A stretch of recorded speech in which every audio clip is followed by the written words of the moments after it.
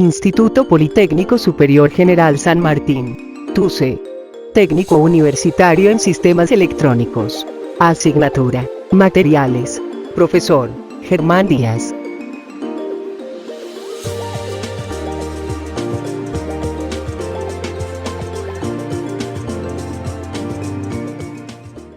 Este video ha sido enriquecido con el material que se cita a continuación, que ha sido obtenido de Internet.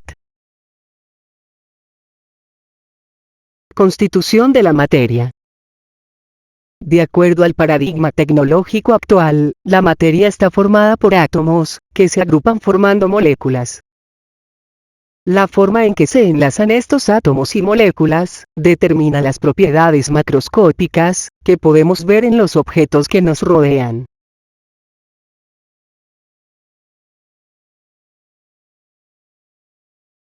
En esta frase se encuentra un detalle importantísimo. ¿Cuál es ese detalle? Pausar aquí.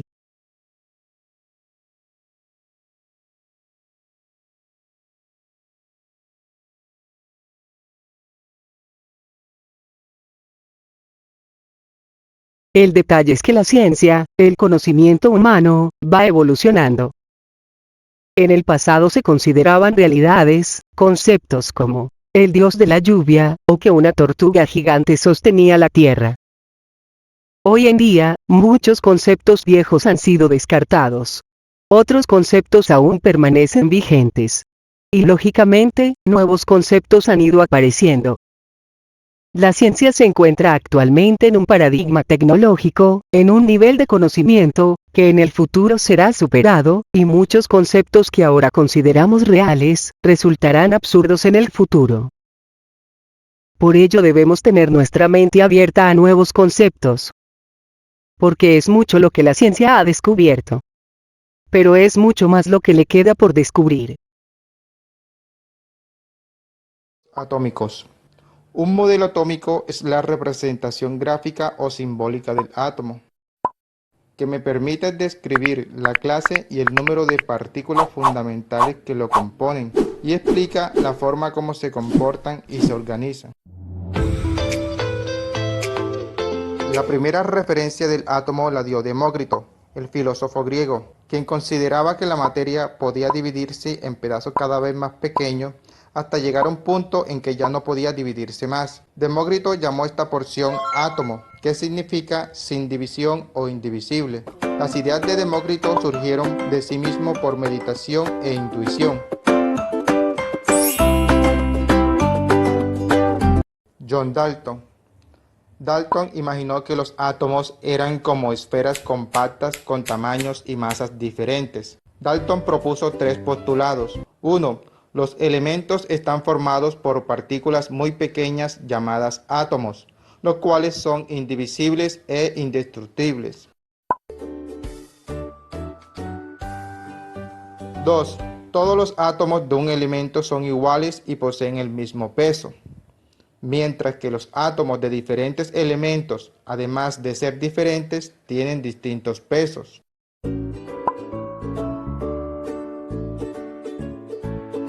3.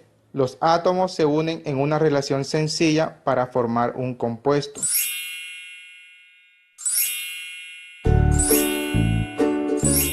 Joseph Thomson. Thomson creía que el átomo era como una esfera de materia uniforme, cargada positivamente, donde se encontraban insertadas las partículas negativas, es decir, los electrones. Lo novedoso de este modelo es que incluía dentro del átomo una nueva partícula de carga negativa, que hasta entonces era desconocida, el electrón, descubierta por Thomson al realizar un experimento con tubos de rayos catódicos. Thomson pensó que como el átomo era neutro, debería existir una parte positiva que contrarrestara las cargas negativas del electrón. El descubrimiento del electrón logró desechar el primer postulado de Dalton, ya que desde este momento se considera el átomo divisible. También llamado modelo del pastel de pasa, debido a la semejanza que tienen los electrones con las uvas pasas insertadas en el pudín. Ernest Rutherford. Este modelo establece que el átomo está formado por dos partes, el núcleo y la corteza. El núcleo es la parte central de tamaño muy pequeño, donde se encuentra toda la carga positiva y prácticamente toda la masa del átomo. La corteza casi un espacio vacío muy grande en comparación con las dimensiones del núcleo. Aquí se encuentran los electrones con masa muy pequeña y carga negativa, los cuales giran alrededor del núcleo en unas trayectorias llamadas órbitas. El átomo es neutro, porque posee el mismo número de cargas positivas en su núcleo que cargas negativas.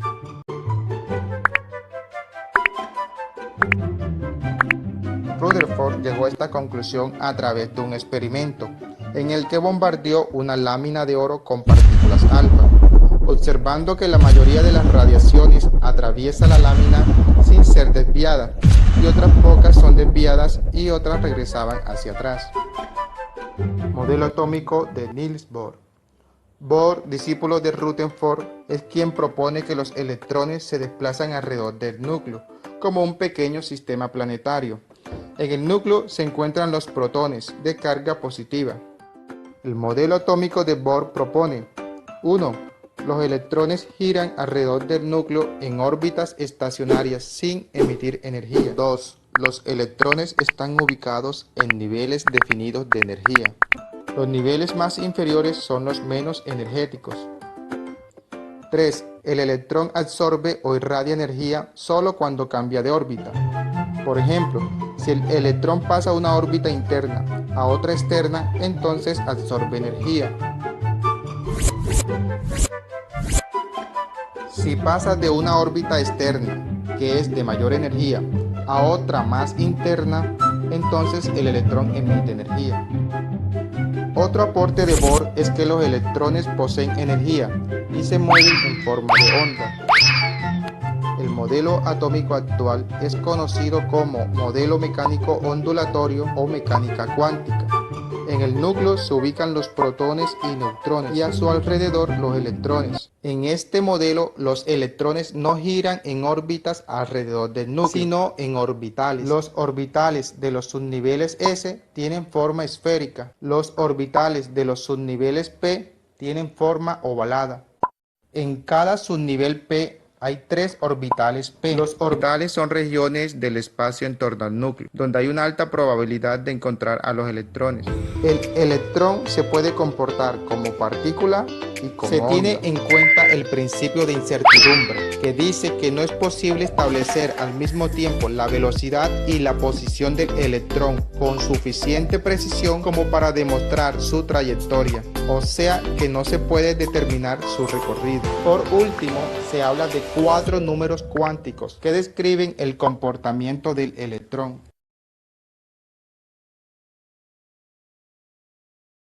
La imagen que tenemos de un átomo corresponde a un modelo atómico, que no ha podido ser observado. Es un concepto teórico, perteneciente al campo de la física cuántica. Por ello no se trabaja con información determinística, sino probabilística. Los orbitales son la zona del espacio donde hay mayor probabilidad de que el electrón se encuentre. Pero no se asegura que realmente esté allí, es solamente probable que así ocurra. Las leyes que rigen a la física cuántica son muy diferentes a las de la física clásica, que describen la naturaleza a nuestra escala. Aunque sabemos que los electrones no son pequeñas piedritas girando alrededor del núcleo, utilizaremos este modelo para facilitar la comprensión. Sin embargo, mantendremos la mente abierta, sabiendo que este es un modelo que no respeta el principio de conservación de la energía, y que en el futuro, tal vez alguno de ustedes, investigará, y descubrirá los misterios del mundo subatómico.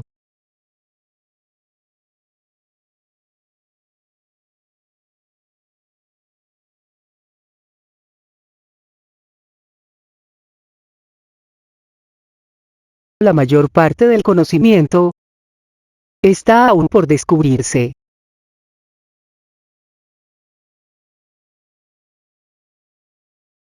La asignatura se denomina materiales. Pero ¿qué son exactamente los materiales? Definimos. Materiales son tipos de materia, con características específicas.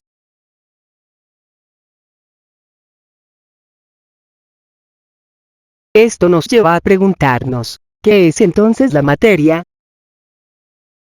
Se define. Materia, es todo aquello que tiene una masa, y ocupa un lugar en el espacio.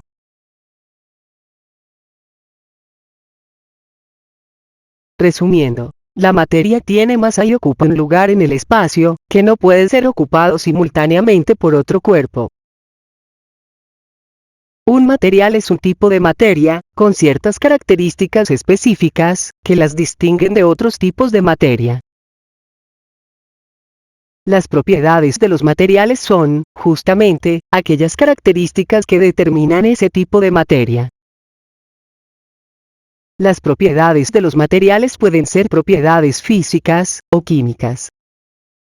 Las propiedades físicas son aquellas características que no modifican la composición química. Son ejemplos de propiedades físicas: la elasticidad, la ductilidad, la resistencia mecánica, la conductividad eléctrica, etc. Las propiedades químicas, en cambio, determinan la forma en que este material se relaciona con otros materiales, para combinarse formando nuevos compuestos químicos. Un ejemplo de propiedades químicas es la oxidación, es decir, cuando este material se enfrenta con el oxígeno, reacciona químicamente oxidándose, o por el contrario, permanece inalterable. Para la determinación de las propiedades de los materiales, se los somete a ensayos mecánicos. En un ensayo mecánico, se somete a una muestra, de un cierto material, a condiciones específicas, por ejemplo la fuerza de tracción, o de compresión aplicada, el impacto directo, la elevación de la temperatura, etc. Mientras se va registrando la respuesta que presenta la muestra, frente a la solicitud específica, a la que se la ha sometido. En esta materia estudiaremos el ensayo de tracción, el ensayo de dureza, el ensayo de impacto, y el ensayo de fatiga mecánica, entre otros. Pero, antes de meternos de lleno en el estudio de los ensayos mecánicos, vamos a dejar claros algunos conceptos, que utilizaremos más adelante. Comencemos por definir las palabras: ductilidad, fragilidad y electronegatividad. Pausar aquí. La palabra dúctil se aplica cuando el material puede ser deformado considerablemente, sin que la pieza se fracture. Definimos entonces: ductilidad es la capacidad de un material, de deformarse considerablemente respecto a su medida original, sin que la pieza se rompa. Respecto a la palabra frágil, nos trae a la memoria el concepto popular de esta palabra, que se refiere a que, frágil es lo que se rompe con facilidad. Sin embargo, en nuestro análisis de carácter técnico, definimos fragilidad como lo opuesto a ductilidad. Es decir, que un material es frágil si al aplicarle una fuerza, la pieza se fractura sin deformación previa. El concepto popular de que algo frágil, se rompe fácilmente, surge de que, en un material dúctil, al recibir un golpe, la pieza se deforma, absorbiendo la energía del impacto, sin romperse. En cambio, en un material frágil, al no admitir una deformación que absorba la energía del impacto, cuando la pieza es golpeada, colapsa, rompiéndose en trozos, que conservan aún la forma original de la pieza, debido a que estos trozos no han sufrido ninguna deformación. Respecto a la palabra electronegatividad, definimos: electronegatividad es la capacidad de un átomo de atraer electrones. En 1916, Gilbert Lewis postuló la regla del octeto. La regla del octeto establece que la tendencia de los iones, de los elementos químicos, es completar su último nivel de energía, con una cantidad de 8 electrones. consideremos el elemento químico cloro. En estado natural, el átomo de cloro tiene 7 electrones en su último nivel de energía. Esto significa que, para lograr el octeto en el último nivel, el átomo de cloro necesita un único electrón más. Por lo tanto, su electronegatividad, es decir, su capacidad de atraer ese único electrón que le falta, es alta. El cloro tiene alta electronegatividad.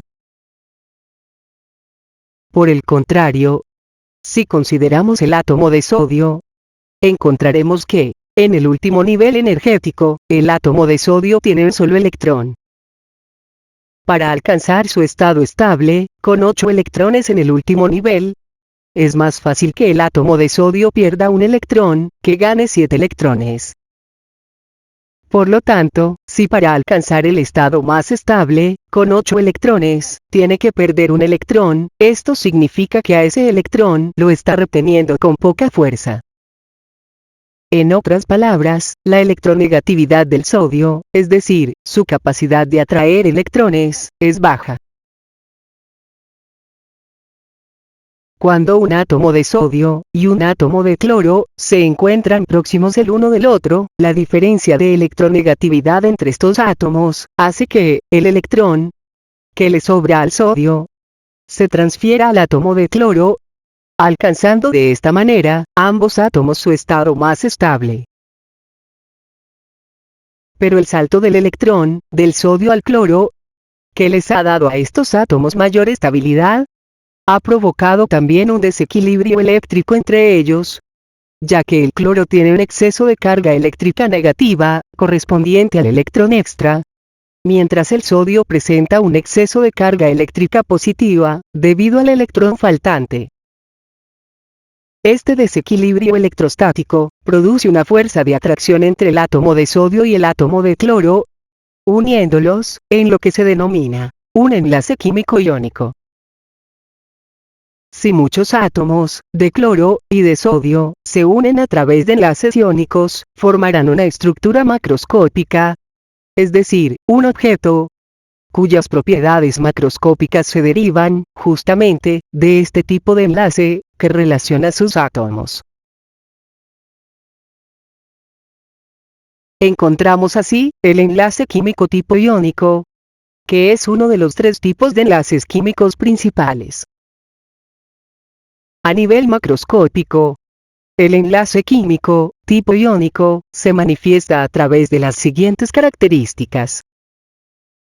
Si analizamos la posibilidad de que un material, formado atómicamente por enlaces iónicos, pueda conducir la electricidad, encontraremos que los electrones se encuentran formando parte de la nube electrónica de los átomos intervinientes.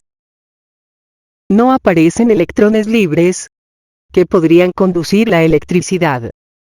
Es decir, el enlace iónico da origen a materiales que no son buenos conductores. Sin embargo, al disolverlos en agua, los iones sí pueden transportar las cargas eléctricas, volviéndose conductores al estar disueltos en agua. Analicemos ahora ¿qué ocurriría si intentamos deformar un sólido que esté internamente formado con enlaces químicos tipo iónicos? Para comprender esto, debemos primero estudiar las estructuras atómicas cristalinas.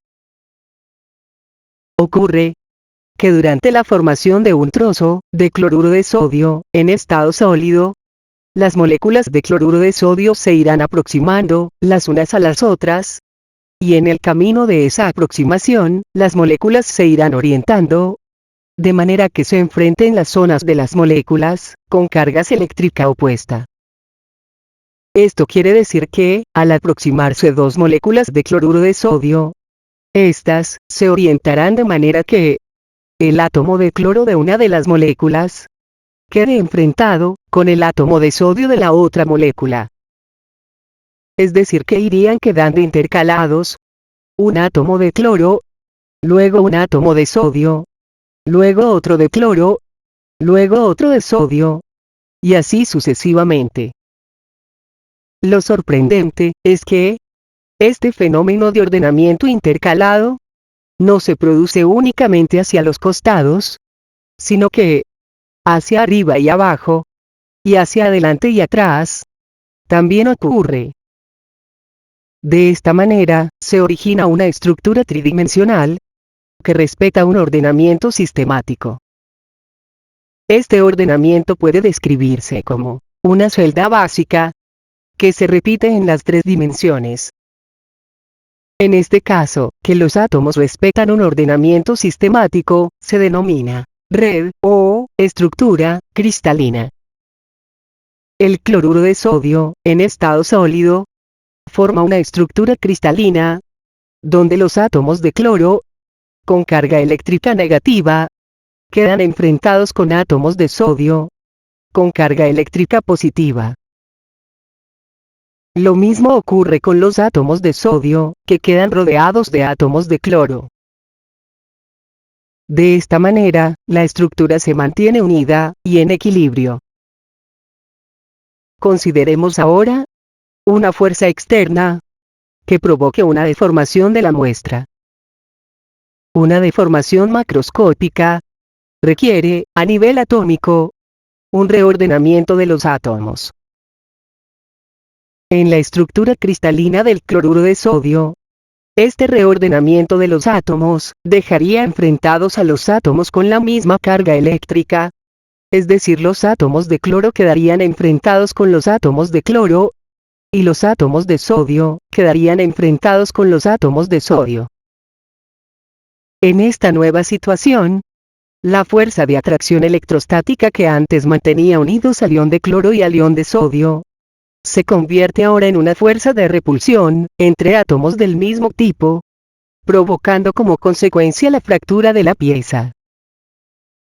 Concluimos entonces que los enlaces atómicos tipo iónicos dan origen a sólidos que no admiten deformación. Por lo tanto, los enlaces atómicos tipo iónicos generan objetos frágiles. Resumiendo entonces, los materiales que se forman con enlaces atómicos tipo iónico no tienen electrones libres, por lo cual no son buenos conductores de la electricidad. Cuando estos materiales son disueltos en agua, los iones pueden transportar cargas eléctricas, conduciendo así la electricidad. Al ser sometidos a una deformación, la pieza se fractura. Esto significa que estos materiales son frágiles. Hasta aquí hemos visto lo que ocurre si se encuentran un átomo de cloro y un átomo de sodio. Pero, ¿qué ocurriría si se tratara de cloro puro? Y los átomos de cloro no hallaran átomos de sodio a su alrededor, solamente átomos de cloro. Si el átomo de cloro no encuentra ningún átomo de sodio para quitarle un electrón, y lo único que encuentra son átomos de cloro, lo que hace es compartir uno de sus electrones con otro átomo de cloro, recibiendo de este segundo átomo también el aporte de uno de sus propios electrones. De esta forma se enlazan dos átomos de cloro para formar una molécula de cloro. En este caso, dos átomos de cloro comparten un par de electrones, de manera que ambos alcancen el octeto en el último nivel electrónico. Cuando dos átomos de similar electronegatividad se unen, compartiendo electrones, para alcanzar así el octeto, entonces estamos frente a un enlace químico covalente. En nuestro estudio nos centraremos en cuerpos en estado sólido. Por ello, en lugar del cloro, tomaremos como ejemplo, para el análisis, del enlace covalente, al átomo de carbono. En el último nivel electrónico, el átomo de carbono tiene 4 electrones. En cada enlace covalente, se comparte un par de electrones. Por lo tanto, el carbono debe enlazarse con otros 4 átomos de carbono más, para alcanzar así la estabilidad. Cuando un átomo de carbono se enlaza con otros 4 átomos de carbono, a través de enlaces covalentes, se forma una de las formas alotrópicas del carbono, llamada diamante. El diamante es el material más duro de la naturaleza. Si analizamos las características del diamante, notaremos la ausencia de electrones libres, ya que los electrones se encuentran firmemente sujetos por dos átomos a la vez. Al carecer de electrones libres, los materiales que internamente están formados por enlaces químicos covalentes no son buenos conductores de la electricidad. Respecto a la respuesta de este tipo de materiales a la deformación, encontramos que, en un enlace covalente, la posición de un átomo respecto al otro queda definida por el ángulo de los orbitales que intervienen en el enlace y no admiten ninguna modificación. Por lo tanto, ante el requerimiento de una deformación, que provoca internamente un reordenamiento de los átomos, un desplazamiento de los átomos, genera una situación incompatible con la red cristalina del sólido, ocasionando la fractura de la pieza. Resulta entonces que, los materiales formados internamente por enlaces covalentes, resultan frágiles.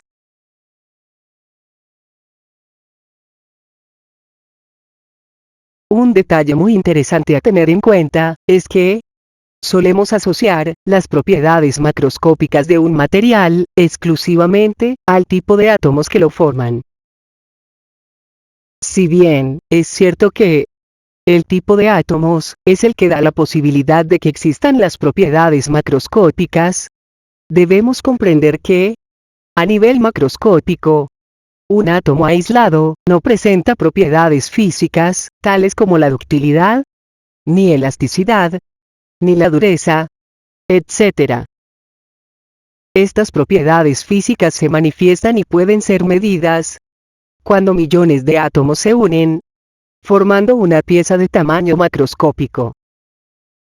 Será entonces cuando el enlace entre los átomos, y no el propio átomo, el que determinará si se puede deformar, cuál es su capacidad de soportar esfuerzos mecánicos, etc. Veamos justamente el caso del carbono, que hemos tomado como ejemplo.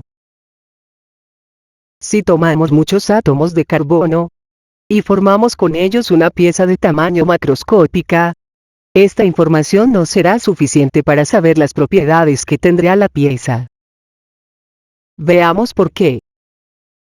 Consideremos inicialmente que los átomos se han enlazado unos con otros, de manera que se han formado 4 enlaces covalentes, que unen un átomo central con otros 4 átomos más, átomos que a su vez se enlazan con otros 4, todos a través de enlaces covalentes, formando así una red tridimensional, denominada diamante, que ya hemos analizado, y que sabemos que presenta una dureza extraordinaria. Pero en el caso del diamante, vamos a agregar un detalle muy importante, el detalle de que la dureza es una propiedad isotrópica. Esto significa que, si medimos la dureza del diamante, la medida de la dureza resultará la misma en cualquier dirección que sea medida. Hasta acá hemos analizado el caso de átomos de carbono, unidos por 4 enlaces covalentes simples, distribuidos equiespeciadamente en el espacio, en 3 dimensiones. Sin embargo, esta estructura atómica no es la más frecuente en la naturaleza. En efecto, es más frecuente hallar a los átomos de carbono ordenados de acuerdo a la estructura del grafito. En el grafito, los átomos de carbono se enlazan en una configuración hexagonal compacta, formando planos o capas paralelas. Dentro de las capas, cada átomo de carbono está enlazado covalentemente con otros 3. Para completar el octeto, es necesario un enlace más. El enlace faltante se produce entre los átomos de una capa y los átomos de otra capa. las uniones entre las diferentes capas se realizan por fuerzas de Van der Waals e interacciones entre los orbitales pi. Tenemos entonces una estructura atómica de capas, donde estas capas están formadas por enlaces covalentes, que son enlaces fuertes, y a su vez, estas capas se encuentran unidas las unas a las otras a través de enlaces débiles. Se podría decir que el grafito está constituido por capas de grafeno superpuestas. Esta estructura laminar hace que el grafito sea un material marcadamente anisótropo, es decir que sus propiedades varían de acuerdo al ángulo de inclinación con el que se realice el ensayo. Resulta entonces que el grafito soporta solicitudes mecánicas en una dirección, mientras en otra dirección, la estructura cede con facilidad. Esta propiedad es utilizada en la construcción de los lápices. Al deslizar la punta de grafito sobre el papel, el roce entre el grafito y el papel van desprendiendo las capas del grafito, que van quedando depositadas sobre el papel, formando el trazo. Hasta aquí, hemos visto entonces que los átomos de carbono pueden unirse mediante 4 enlaces covalentes, formando el diamante. Y vimos también que esos mismos átomos de carbono pueden también unirse mediante 3 enlaces covalentes y un enlace pi, para formar el grafito. Pero todavía queda otra posibilidad más. Siendo que las capas de átomos del grafito se encuentran unidas las unas con las otras por enlaces débiles, es posible romper esos enlaces y separar capas bidimensionales de carbono. En este caso, el enlace pi que se ha roto muta uniéndose a uno de los enlaces covalentes, convirtiéndolo de enlace covalente simple a enlace covalente doble. La estructura atómica que se ha formado ahora se denomina grafeno. El grafeno es un material nanométrico, bidimensional, consistente en una sola capa de átomos de carbono, fuertemente unidos, mediante enlaces covalentes, dispuestos en una superficie uniforme, con una estructura semejante a la de un panal de abejas. Es elástico y flexible, y está dotado de una gran conductividad, tanto térmica y eléctrica, lo que le permite disipar el calor y soportar intensas corrientes eléctricas sin calentarse. Vemos entonces que átomos de un mismo tipo, en este ejemplo, átomos de carbono, pueden vincularse de diferentes formas a través de diferentes tipos de enlaces atómicos, resultando diamante, grafito o grafeno, que a nivel macroscópico presentan diferentes propiedades. Siendo que los átomos son del mismo tipo, el cambio en las propiedades macroscópicas es debido a los enlaces atómicos y no a los átomos en sí. Retomemos ahora, nuevamente, el concepto de la electronegatividad.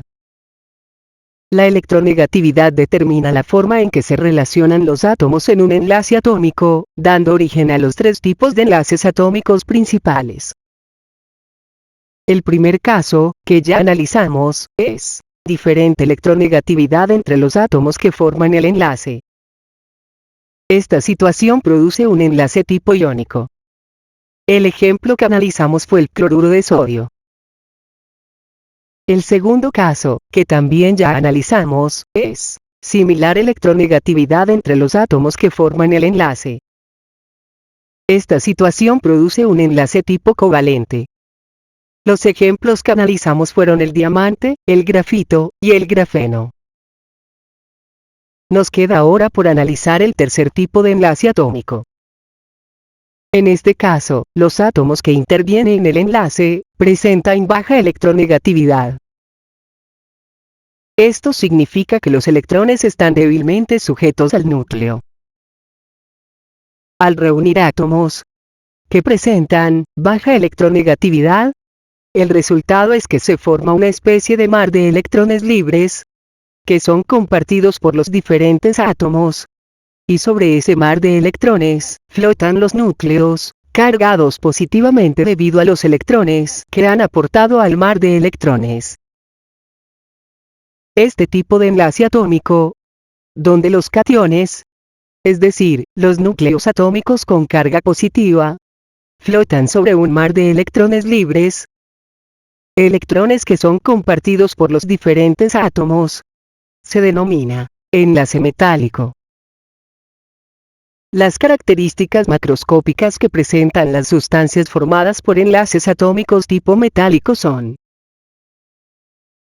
en primer lugar, es suficiente una pequeña diferencia de potencial eléctrico, es decir, un pequeño voltaje, para que los electrones libres fluyan con facilidad a través del material, resultando estos materiales buenos conductores de la electricidad.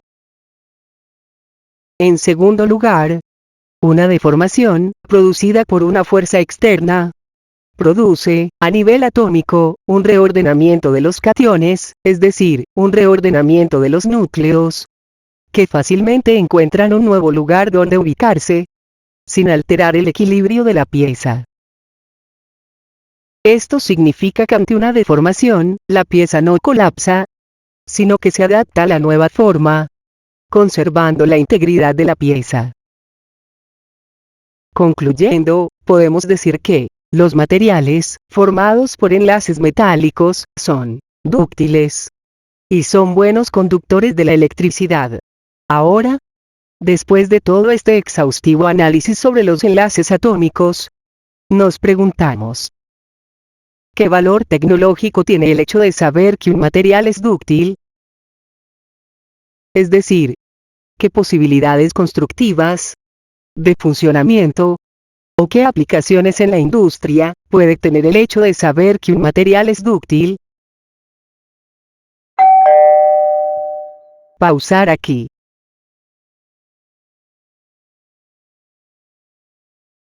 Intuitivamente, podríamos imaginar que, si tomamos un grupo de átomos, por ejemplo de cobre, y formamos ese mar de electrones, con los núcleos, o cationes, flotando sobre ese mar, la distribución de los núcleos sería totalmente aleatoria, respetando la tendencia del universo hacia el desorden.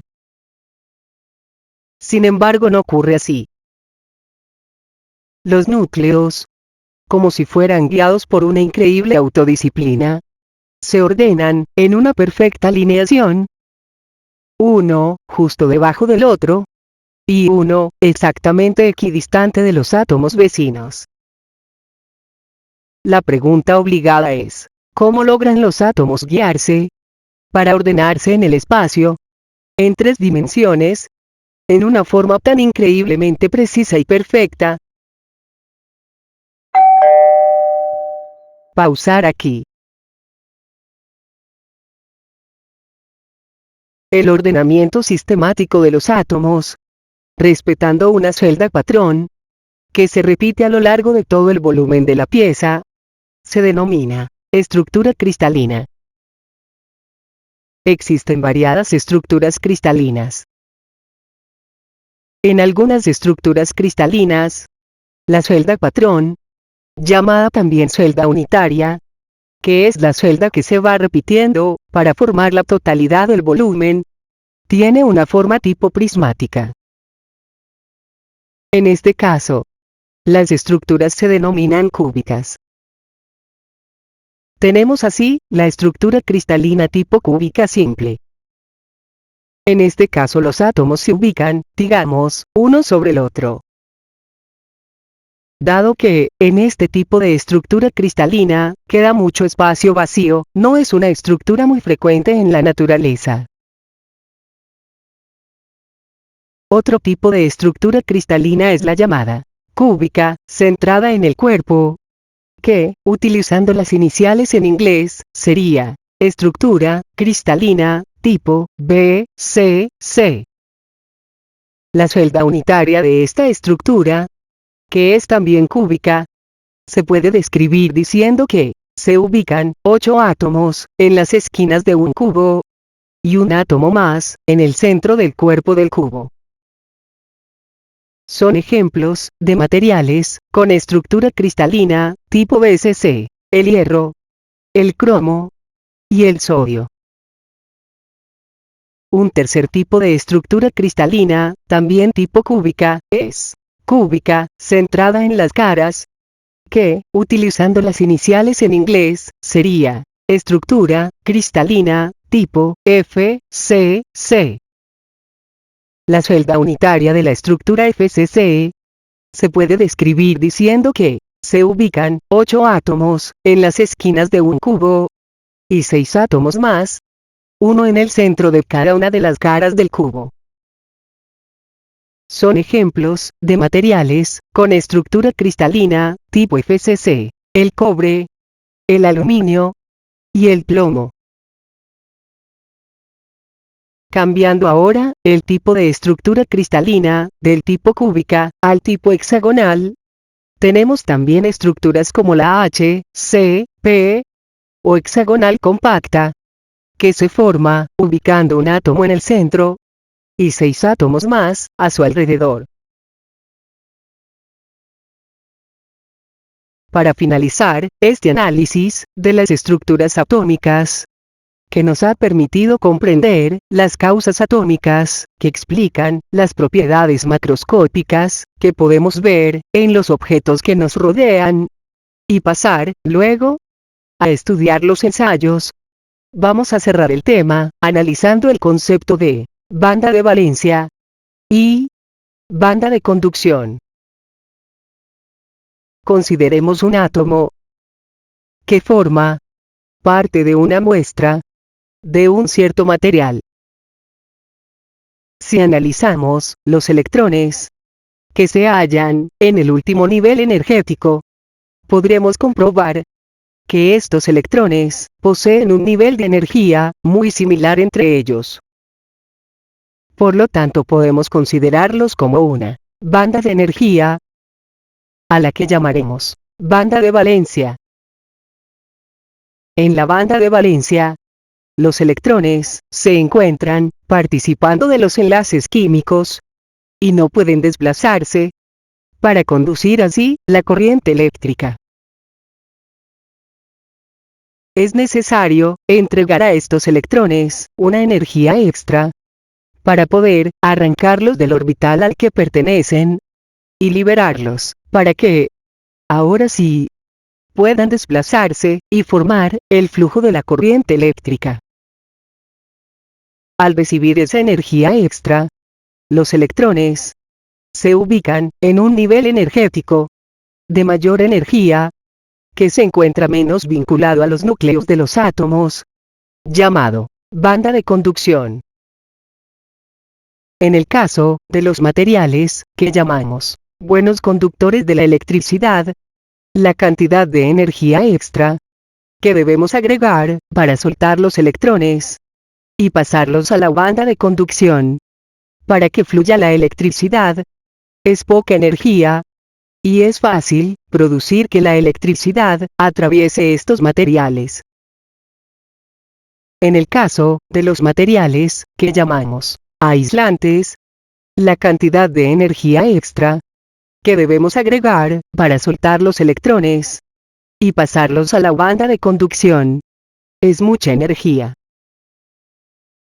Debido justamente a esta gran cantidad de energía que le estamos entregando, en el momento en que los electrones de los materiales aislantes son liberados de su banda de valencia, son acelerados por la intensa energía aplicada con tal violencia que atraviesan la estructura atómica del material, destruyendo todo a su paso.